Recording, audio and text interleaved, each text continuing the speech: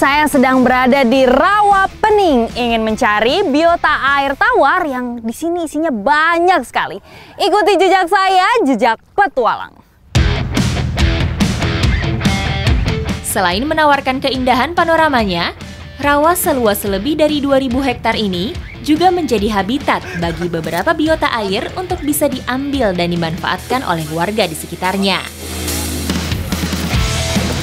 Halo Pak. Wah, udah dapat banyak belum? Bapak dapat apa itu? Nah, coba lihat. Ada nggak isinya? Ada. Ada? Ada. Oh iya. Lobster air tawar di Rawapening justru lebih mudah didapatkan ketika kondisi banjir seperti ini. Krustasea satu ini akan banyak tersebar di area perairan dangkal.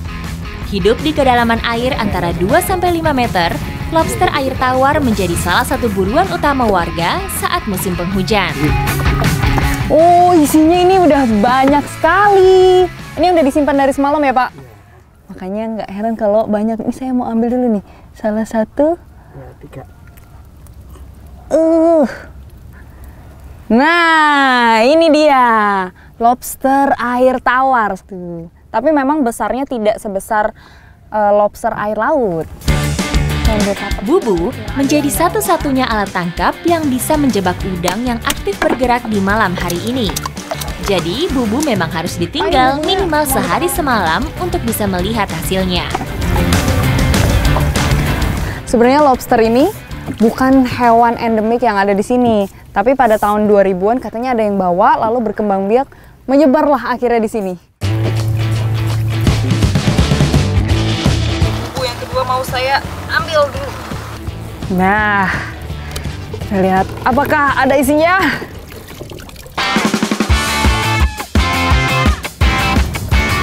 Nih, dari warnanya udah bagus sekali. Ada warna-warni Pak, ada warna pink, hijau, biru ya Pak ya. Dan bedanya kalau sama lobster air laut itu, ini ada capitnya seperti kepiting. Nih, jadi megangnya harus hati-hati di bagian punggungnya di sini. Karena bahkan kalau misalnya kita megang bagian belakangnya, dia bisa nyapit ke arah belakang. Meskipun tidak bisa diprediksi secara pasti soal hasil tangkapan, tapi hasil yang kami dapat hari ini cukup membuktikan betapa melimpahnya hasil perairan Rawapening. Banyak juga ini Pak hasilnya.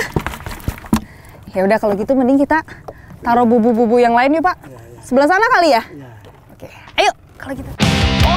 Untuk bisa menarik lobster masuk ke dalam bubu, perlu umpan yang memiliki aroma amis cukup kuat dan bisa bertahan lama. Satu lagi saya pasang di situ ya Pak. Ya nyangkut Pak ini jaringnya. Ya nyangkut juga di sepatu.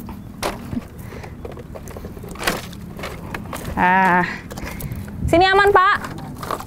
Oke. Semakin banyak bubu terpasang, semakin besar pula peluang untuk mendapat hasil yang melimpah. Nah, bubunya sudah terpasang semua. Habis ini saya kayaknya pengen makan lobsternya ini. Pak, boleh nggak saya minta Pak? Boleh. Boleh ya? Ya, boleh. Ambil. Ih, asik. Pak, saya ambil yang ini ya Pak. Yang mana? Yang besar ini loh Pak. Ya, ambil. Nah, abis ini mau saya bakar. Ya. Bentar ya Pak. Ya. Ikuti jejak saya, jejak petualang. Nih, saya taruh sini Pak. Ya, ambil lagi. Ya.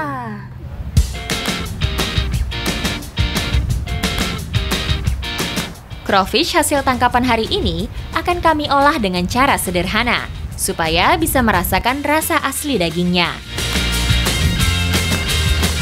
Di tengah-tengah rawa, lobster cuma bermodalkan garam, mau langsung saya bakar. Mas, kita panas-panasan dulu nggak apa-apa ya? Nggak apa-apa. Berjemur dulu lah, tapi habis itu kita makan enak, oke? Sehat. Sama halnya dengan memasak kepiting atau udang pada umumnya. Ini warnanya langsung berubah kemerahan seperti itu ya Mas? Iya. Karena dia mengandung pigmen karotenoid, makanya cepat berubah. Aku bilang ini. Anak saya.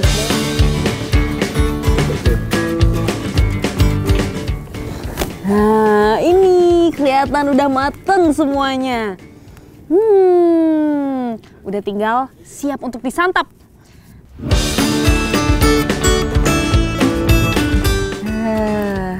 Gimana nih Mas, cara santapan pertamanya nih? Nah, ini pegang tangannya. Gini? Tangannya, ini ekornya dipegang, tarik. Oh, langsung tarik aja? Dibuka ini, angkat.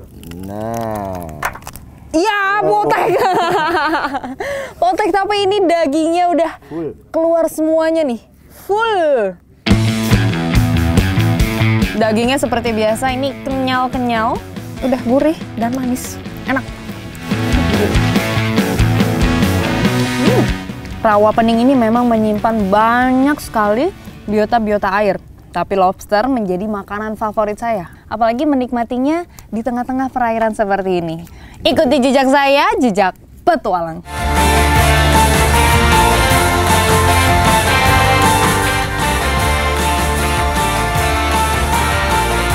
Petualangan saya di jantung Pulau Jawa masih berlanjut.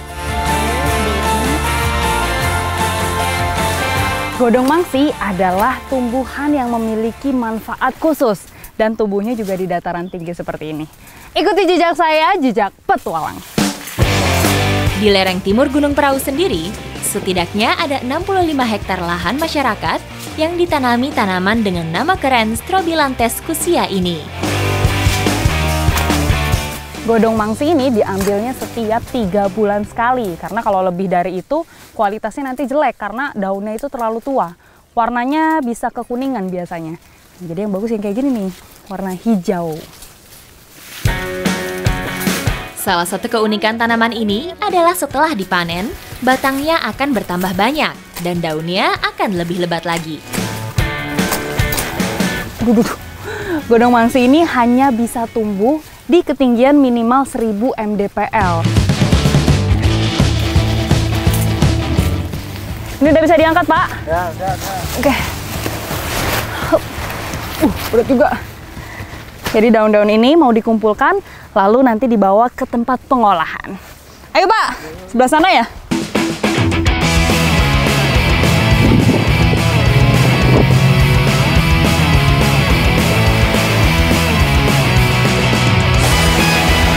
Sebelum masuk tahap pengolahan, godong mangsi atau daun tinta harus melewati proses pelayuan terlebih dahulu.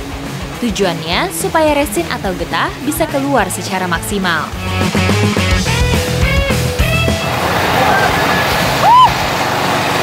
Ini daunnya harus kita dorong agak ke dalam supaya tidak nyangkut-nyangkut.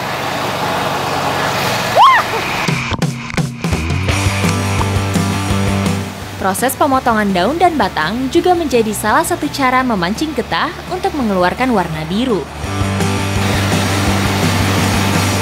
Ini daunnya sudah terpotong-potong dan mulai kelihatan ini biru-birunya ya Pak. Iya, birunya udah mau keluar nih. Birunya udah mulai kelihatan nih dari di sini.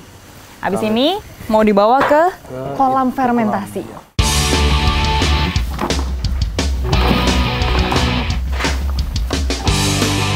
Butuh waktu yang cukup lama untuk mengeluarkan semua getah biru dalam kolam fermentasi ini. Oke. Udah. Kalau yang ini nih di samping saya, itu yang sudah dalam proses fermentasi selama 3 hari. Warnanya udah berubah ini ya Pak? Iya, udah biru nih. Wah, ini warnanya udah cantik banget Pak. Iya itu. Ini kalau saya celupin jadi biru nggak? Belum. Dicoba aja. Coba ya. Saya mau coba. Oh enggak, belum berubah jadi biru.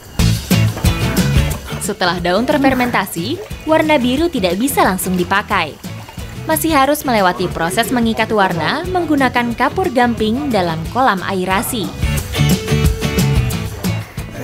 Nah, ini sudah ada mesinnya, nanti airnya disalurkan, dipindahkan ke sini ya Pak? Iya, udah gitu.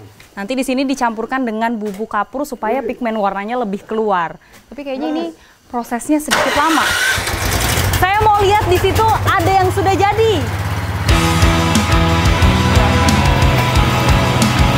Pasta biru yang mengendap merupakan hasil utama dari proses panjang pengolahan daun tinta. Untuk 300 kg daun, rata-rata bisa menghasilkan 30 kg pasta biru Strobilantes. Nah, ini nih yang sudah siap untuk menjadi pewarna pakaian. Warnanya juga sudah pekat dan teksturnya tuh lembut seperti cap. Habis ini saya mau ke lokasi di mana pakaian-pakaian dicampurkan dengan pewarna ini.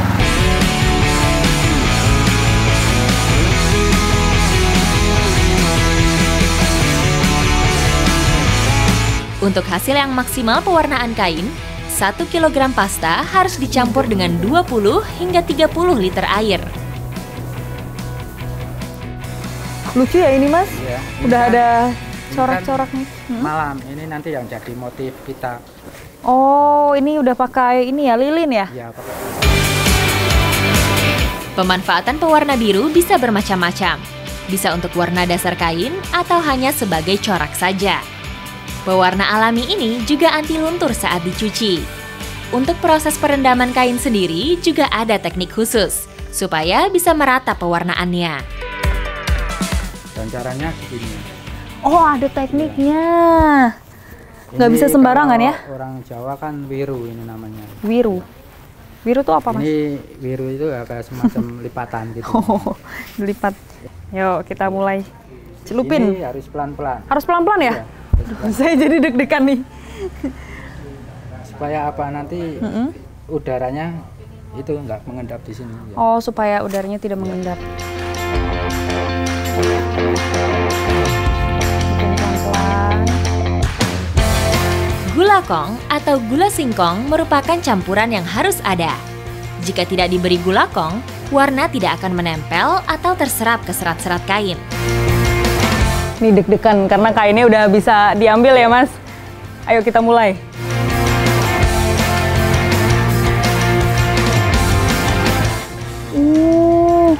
Ini pertama kali warnanya hijau. Iya ya, warnanya hijau ya ternyata. Nanti kalau sudah oksidasi, dia akan berubah menjadi biru. Oh gitu.